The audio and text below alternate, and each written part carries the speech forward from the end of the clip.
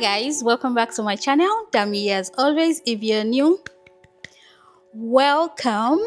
So today is going to be a bit emotional. I'm just praying that God allows me to, see all of these things without any tears. I'm so glad that the time I'm filming this video, I'm in a better headspace. But as a person going through all of this, it was a bit emotional, and I'm in a better place. But it just has to be said. The story has to be told, whichever way. And yes, as of now, it's still a bit very raw. Everything I'm saying is still very, very raw. So I'm not even sure I'll put this out anytime soon. But just for context, I'm filming this in July of 2025. Whenever you see it, just know that's when I feel led to share. Because yes, I need to hear from the Holy Spirit before I take any step further. Without further ado, and I don't know where you came from or if you've been following me for a while, I resigned from Ernst & Young in June of 2025. Ah, gosh, that came with so much relief to say. And just for some context, should this be my very first video you're seeing, I've been working with EY for the last 12 years.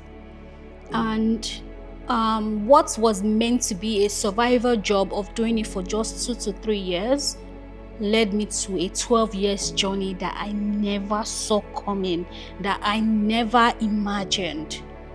And a lot of you know I came to Australia with EY, with my employer, and I'm so grateful for all the opportunities that came my way working with this organization. But it has come to a time where we need to cut ties and I need to move on to greater, beautiful things. Okay, with that said, I actually have my jotter here, and I think in the last couple of days, while I was going through everything that was happening, I've just been penning down points on things that I want to share. I resigned without having any job. And I just did that because I didn't get any offer. But let me give you guys some context so that you understand. So I said I've been working with EY for the last 12 years. But waking up to January of 2025. So, okay, I think let me backtrack a little bit. When I started my career at EY, I just recently came back from the UK after my master's. And this video might be a bit long, so if you can skip to whichever part. I'll try and see if I can put it in chapters. But just saying my story of how I started with Big Four. And okay, so I returned from the UK in December of 2012. I returned from the UK. And I just needed a job. I was desperate, needed a job so bad. I think I landed sometimes in October of 2012. And, I was just like, well, you know what, anything I see. And I got a job with a pharmaceutical company. So this is like my career journey.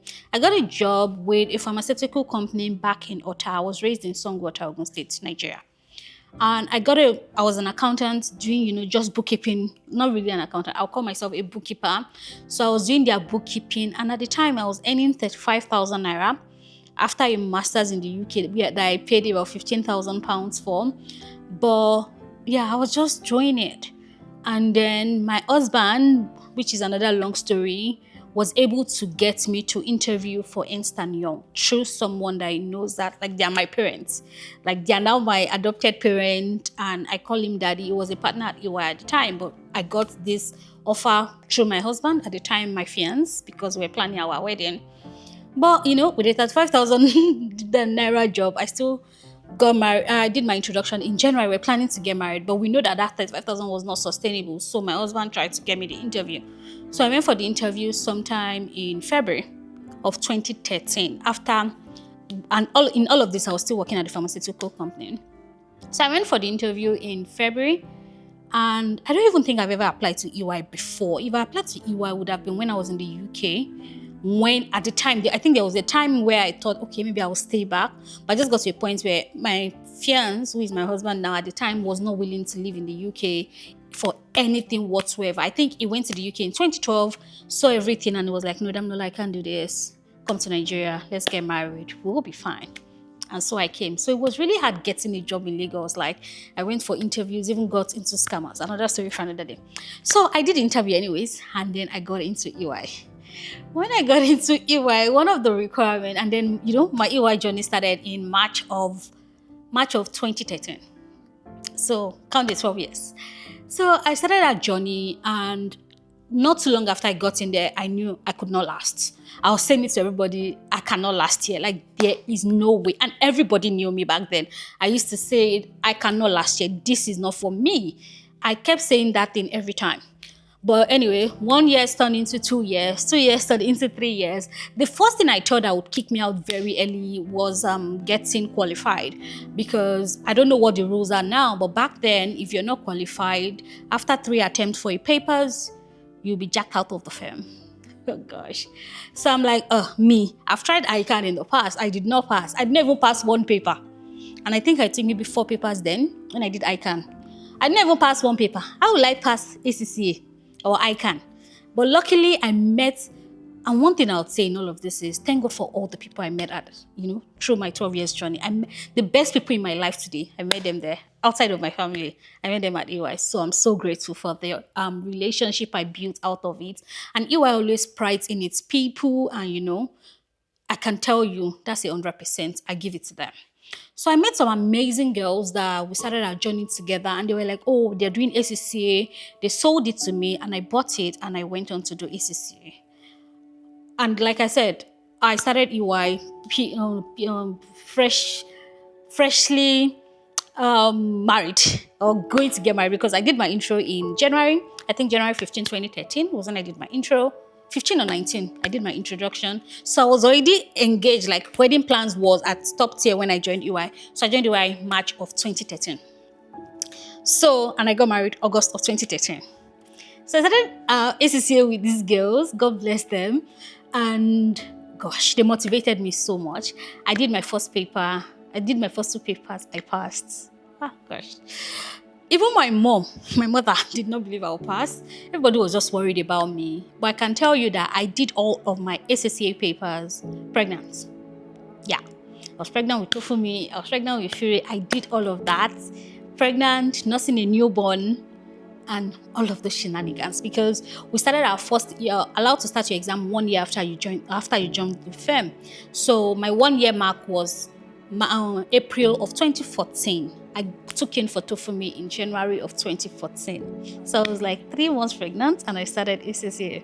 What I passed. I did my second 2 sets of papers because of the type. Like I used to say, I'm not the smartest person in the room, but I'm the person who will put in my best foot forward. I'm an average student. I'm not the best in class. Nah, I'm not that person. So it was a struggle, but God always helped me, and I would pass. I did the first 2, I passed. I did the second 2, I passed. And then I'm like, I thought that is this exam that they'll use and kick me out of this field. I'm passing though. So I did my first, I think 8 papers. I don't even know. Before you then go to the professional ones. Anyway, the P2, no, before you get to P2, I can't remember. Anyway, did all those papers and then jumped. And luckily I had a lot of exemptions because I did a master's in the UK. All right, fast forward. Gosh, this video is going to be long. Just the patience. Listen to all the tea.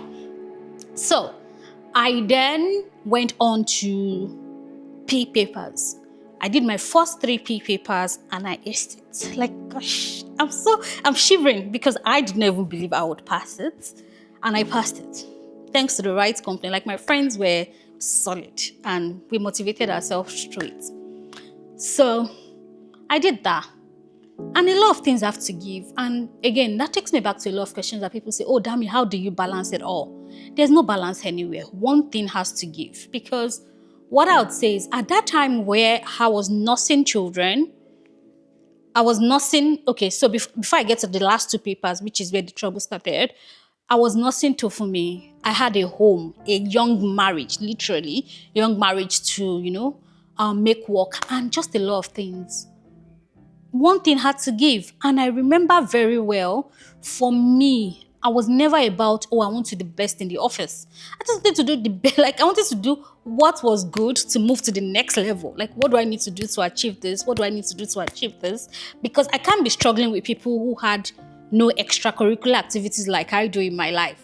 Because I'm saying, all the people that I came with in my grad group, they're just fresh babes out of Covenant, out of, different universities, out of Babcock, and they're just living their best life, and they're making money, enjoying themselves. Whereas I, in the same age bracket with them, I'm married, I have children. So I chose what was priority for me at the time, and family was priority for me. But I did my job in the best way that I could. But I won't say even at work I was the best, because I just had a lot of things happening in my life, my personal life. Fast forward to my last paper, and I failed. I failed. I literally failed my paper. I was pregnant with Fury when I did that exam. And what I thought would be my qualification, oh, Dammie, congratulations, you're now a chartered accountant, was a failure. I cried, I wailed, because the people I started with are now qualified chartered accountant, and I'm just one step back. But you know God, He has a way of doing His thing, and there's a lot of story behind that, missing that qualification bucket. I redid the paper and I failed again. So I had one last attempt before I'm being sacked. Oh gosh. Oh gosh. I was going to go and give birth to Fury for my last attempt, just before my last attempt. I think I did that attempt. The results came out in August. That's what I remember. I can't remember. Maybe I did it in April, and then ACC introduced the new exam time, maybe in April or May or something. They just introduced it was new. I signed up as my last attempt. So my mom was like, you know what? Don't put yourself under pressure. Thanks to my mom. Like, that's why I said that my parents supported me through failure, through success. They are always there. My husband, of course, supported me. Who am I without that man? Anyway, so with Fury's pregnancy, with my biggie belly, I went to exam hall, did my paper. I wasn't sure I'll pass, but my mom had told me, you know what, just go and do it. If you fail, gosh, I don't want to cry. My body's shaking. Okay, hold on. So my mom said, go and write the exam. Thank God you're going on maternity leave anyways. The results is coming out just weeks before you start your mat leave, because I'll usually travel to the US to have my babies. You just resign from mat leave and that's a wrap. You don't need to face, anybody to explain yourself or anything. So that was what my mom told me. Write the exam and that's it. If you pass, you pass. If you don't pass, it's not for you. And the paper I actually failed twice was audits. I did the audits. I don't even know. There's a story behind it. I don't want to go into it. Anyway, last attempt, and I wrote the paper and I passed. I cried. Like, I wept. Because what I thought would have been my easy exit from the firm did not happen. I passed and I became a qualified accountant in April of 2016. And the next month, I traveled to go and have Fury. And I remember when I gave birth to Fury, my cousin who I stay with in the US named Fury said to me, success, that this is the child that brought success to you. So Fury's name is Success just because I passed my ACC. So again, another way I would have gotten out of the firm was done. God was like, I'm not done with you. I'm not done with you. He knows us before we were born. He knows the journey of our life. And that was how I passed ACCA anyway.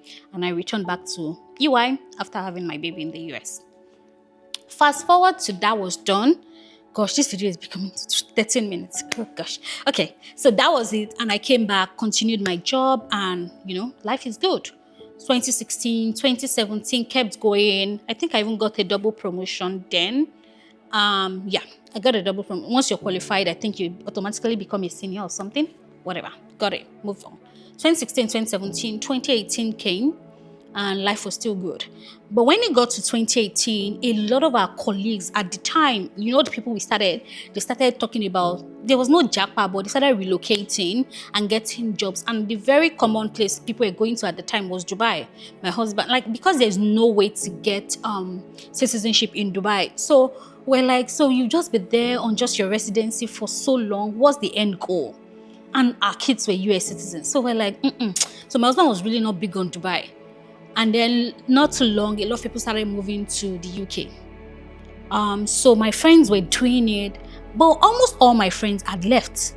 That was when I woke up and like, Dammie, it's only me that is you and you that is remaining. So my bestie is Dammie. So it was just 12 of us left. So I'm like, Dammie, wait, everybody have left us so. And Then I started applying to the UK or these firms. I was applying.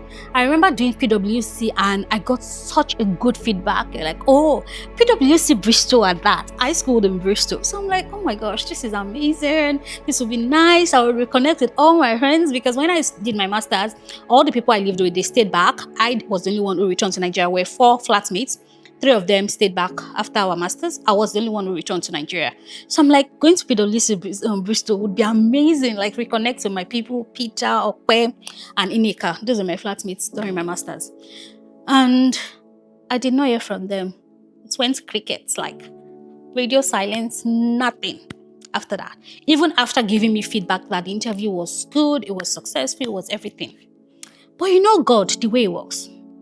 And I've said this story several times again, how I got to Australia. I came into the office one day in 20. Okay, so fast forward to 2019, we're applying, we're doing all those things. And in January, my husband was like, you know what, none of these things is working out. Let's move house. So we moved house December of 2018. That's to tell you that we had no plan to relocate because, okay, I tried Canada as well, but I didn't even apply. I did my West. I remember I did my West. I did West, I did IELTS, but I wasn't getting a very good score. So my score was so low and stuff like that. So my husband was like, well, none of this thing is working. Let's just move house. I think I've even jumped the PwC story. The PwC happened in 2019. Anyway, so we moved house and that was it. But I kept telling my husband, I say, everybody have Jackpot, it's only us. So I had a very close friend then, and she happened to be like a boss. She was my boss, but she was my friend. So she's not someone that comes to the office early, and that's my story of Australia. She's not someone who comes to the office early. So I came into the office this particular fateful day. God bless her soul. And I met her in the office. So I was like, what are you doing in the office at this time? She lives at Ikeja. So that you get context. She lives at Ikeja. I live at Ebutemeta. No, I live at Bagada. We moved our house in January. So sometimes it may be April or May of 2019. So we already started living at Bagada. And so I would usually get to the office before. So I met her in the office. I was like, what are you doing in the office at this time? She was not like, Adam, don't tell anybody. Oh, I came for Australia interview. I'm like, you're going to Australia. You want to be lost. You want, like, now, whatever misconception we all have about Australia. And I'm like, what do you want to go and do in Australia? Anyway, she sold Australia to me. She was like, this man went to Australia, or this is his life now. She literally sold it to me. Me not knowing much other than that my brother was in Australia. He was a student. He didn't tell me much. I remember my brother at one point sent me a picture of EY Melbourne. I was like, oh, see EY Melbourne now. You could just come to work here. Like jokes. It was just jokes between me and my brother. I'm like, me, go to Australia. Who'll be there for my mommy? Like everybody, all of us will now be far away. I'm like, I'm not going to Australia. I told my brother that. That was, I think, in 2018. If I see that chat, I'll put it up here. Anyway, so that was fast forward. And then my friend she then said, Dammie, Australia is good though. If you go and try Australia. I went home because my husband said, even if you get the UK, I'm not going with you. My husband had a very good job. My husband is a chartered accountant as well. So he was head of internal audit in his office. So he was like, I'm not going to the UK to start all over again. So you can go, but we'll see how it goes. So that was the UK plan. I'm like, okay. Australia again. My husband's like, Australia. I'm like, yes. So we then started our research. By the time we researched, we saw that, oh boy, this Australia, we are going. But then I started applying. Nothing. And then I think in April or May, I got an offer from KPMG New Zealand. I got an offer and they told me the offer, it was good, it was fine, all well and good. Only for them to withdraw the offer in about 24 hours after. See, God is faithful. I used to tell people that, see, I'm not one person to toy with. Anyway, in all of this, I was just telling my mom that, see, I'm frustrated with this job. Oh, this job takes a lot from me, and that's the truth. Like, back in Nigeria, many times we had to sleep in the office. Like, it's so much mentally, physically draining, which I'll still get to. So, in So I told my mom that I'm tired. I need something else. I can't keep doing this. It feels like I'm stuck. I'm making progress career-wise, but that's not what I want for myself in the long run. So my mom had said, okay, in December of 2019, you can resign and we'll start this business together. My mom has a business venture. So the plan was to resign in December of 2019 and join my mom's business. After those ones, we do the offer. So, but then I still had a lot of applications I'd done. I applied to EY Sydney. So my Australian story started. They withdrew the offer. I applied to EY Sydney and I got called, HR is the first call. And they're like, oh, Dammie, we really like your CV, your experience and stuff. But EY Sydney will not be able to progress with you because of the size of your family, because, sponsorship is involved. That was sad. But then the HR then called back, and this is God, and said, oh, Dammie, would you want to go to Brisbane? I'm like, huh? Brisbane? I don't even know anywhere. So far as in Australia, just take me there. You like, take me, I don't care. So far as in Australia, do I even know where Sydney is? Do I have anybody in Sydney? Hell no. If I'm even drawn to Australia for anything, would have been where my brother is, which is Melbourne. So I do not care. Take me to Brisbane. Let's do it. And that was my journey to Brisbane. And in October of 2019, we moved to Brisbane and I started all over again. I think that's the backstory. So I started my EY Brisbane journey in October of 2019. And the last 6 years has been filled with tears, with joy, with promotions, with everything good. Sometimes with everything sad. If I was to go back and look at my journey and start afresh, one thing I'll say to my younger self is, since you knew that partnership was not the end game for you, why did you stay this long? I woke up January of 2025 and I knew that I was done. I no longer had the power or the mental capacity to keep going. I no longer wanted to prove myself, because the truth is, for the last 12 years, I've been constantly trying so hard to prove myself to everybody, to just, put my best foot forward. Like I said, I'm not like the best in class. I'm not the most technical person, but I'm the one person that would show up and try my best. Like I would push myself to get the best out of every situation. And what I want to say next is not to downplay anybody's struggles. It's not from a place of pride. It's not from because I'm the best or that I'm more deserving. But I want to proudly say that I worked with EY Brisbane for 5 years. Was it 5 years? I don't know. Yeah, it will be 6 years in October. We're in July. So yes, I worked with EY Brisbane for 5 years and about, let's say, 9 months. And for this 5 years period, I earned every promotion that I got. I came in as an audit senior level 2. The next year I got audit senior level 3. The next year I made manager, and the year after manager 1, manager 2, manager 3, and I made senior manager. I worked hard. It meant I was constantly trying to push myself beyond my human limit to, be out there, do my best, burn my midnight candles. All of those things, it was draining me emotionally, like mentally, physically, my health. In the last 1 year, I've gone to the hospital more than I've gone in the last 35 years that I've been born. I know that some people, they thrive well in this type of environment, but it's not for me. It's not for me. I love the people that I work with. Of course, I'm human, right? There are people who we didn't have such a perfect relationship, but that's life. It wasn't just meant to be. But I just knew in January of 2025 that I can no longer do this.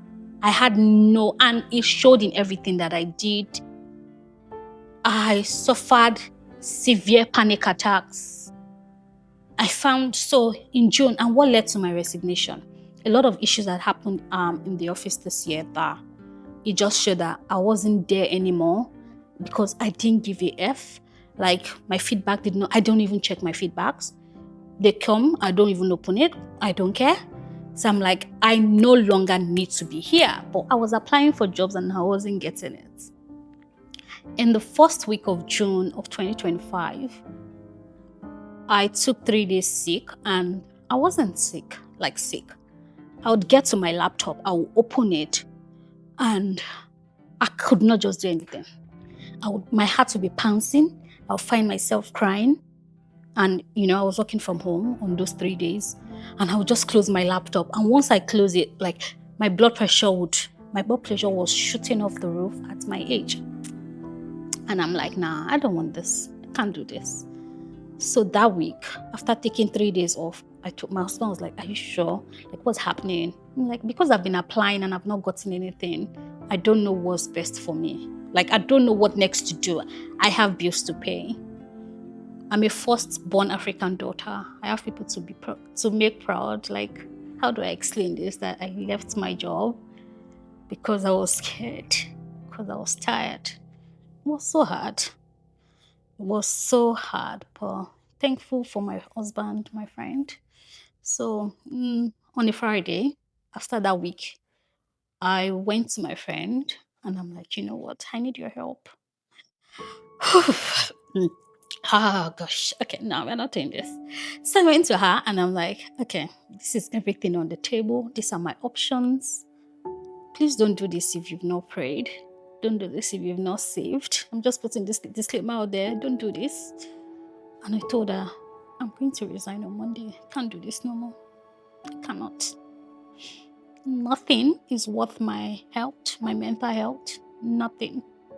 You used to hear people say, oh, they're suffering for their mental health. And I think I did therapy once. There was one day somebody did something to me in the office and I was shivering. I was mad and signed to see a therapist. And I think what they said was, like, for me, it didn't help so much. It helped because it was like, oh, maybe don't go to the office, work from home in the next few days. Like, give me whatever. Anyway, but it was so bad. It was so bad. Like, I boast that I'm very African and I'm tough. But I could not just do it anymore. I was done. So I told my friend, what do you think? This is how much I have saved. I have mortgage. This is my bill. These are my bills I have to pay every month. I'm done. And I resigned. And then I told my friend, and she was like, Dammie, I support you. You've been through a lot. I showed her I put everything on the table. I told her I've prayed about it. And I just felt that I'm holding on to something I should let go. And she was like, Dammie, do it.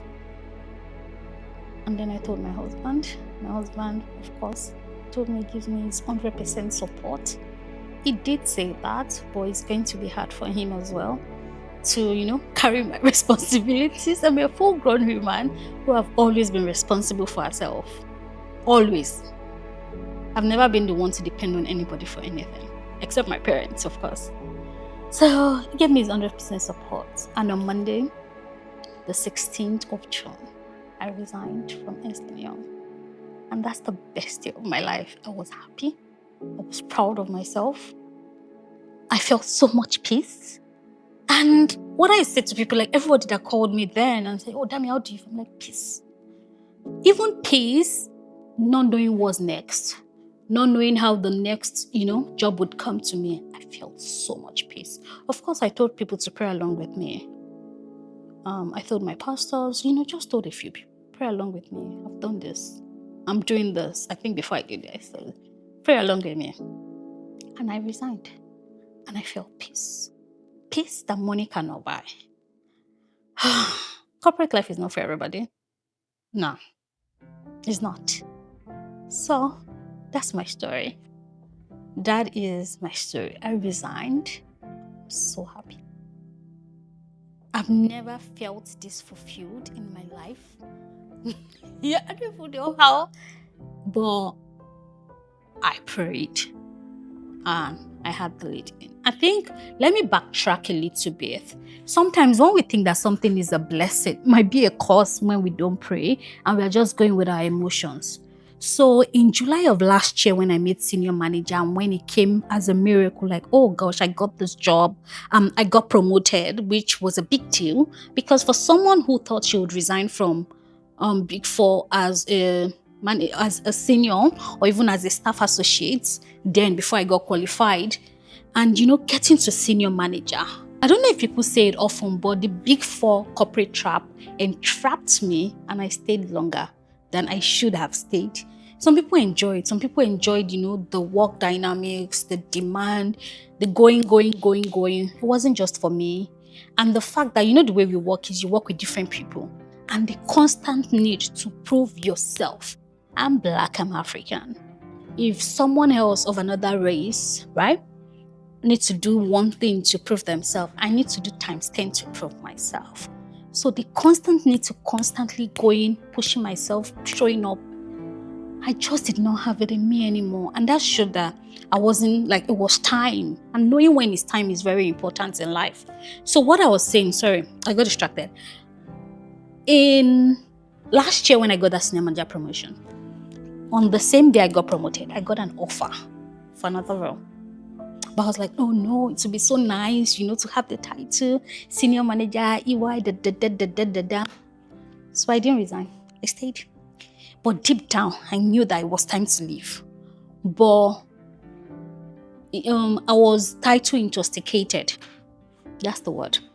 The title, senior manager, EY, intoxicated me and made me stay. So that taught me one lesson that I've always known. But until this happened, I did not realize. Not every blessing is a true blessing. When you see things, don't look at the surface level. Pray and be sure before you take it on. Sometimes it's only when things are not going right we pray. Even sometimes when things are going right, pray. Make sure you hear from God. Because what you think is a blessing might be a curse. So guys, to wrap up this video, which was 32 minutes, it could be worse. It could be worse. It could be worse. But I'm grateful for the outcome. I'm grateful for where I found myself. I'm grateful to all the amazing people in my life, especially those I did not tell whilst I was going through all of this. But I'm grateful. I feel peace. I sleep well. No more nightmares. No more thinking about, this deliverable. No more. And I'm not saying that the next role would not come with its own demand, but I just knew I was done with this journey. And this journey with EY is a blessing. I'm not discouraging anybody that wants to get into Big Four. You want to follow the same career path. It has been a blessing for my life. Like, it literally brought me to Australia. How else would I have gotten here? But, God had made a better plan. But at least that's what came to fruition. That's what I saw.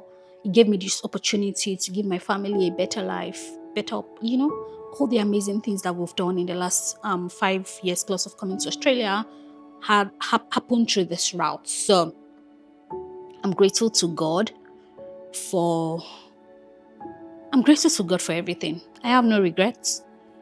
If there's any regrets, it's just not stopping when I knew it was time.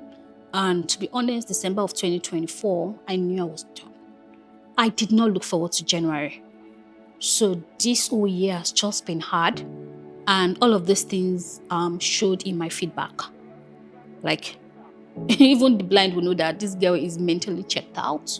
So, but I'm grateful to God that on my own terms, I resigned. I wasn't sacked. I need to make that clear. On my own terms, I dropped my resignation and I left for good. And you guys, tune into the testimony, because you see God. You see God. I don't want this video to be too long, and I've made it here. But there's a testimony on the way. God never leaves his own. That's one thing I want you to know. God never leaves his own. So that's it about this story. That's it about life update. This life update. 12 years. I met the best of friends.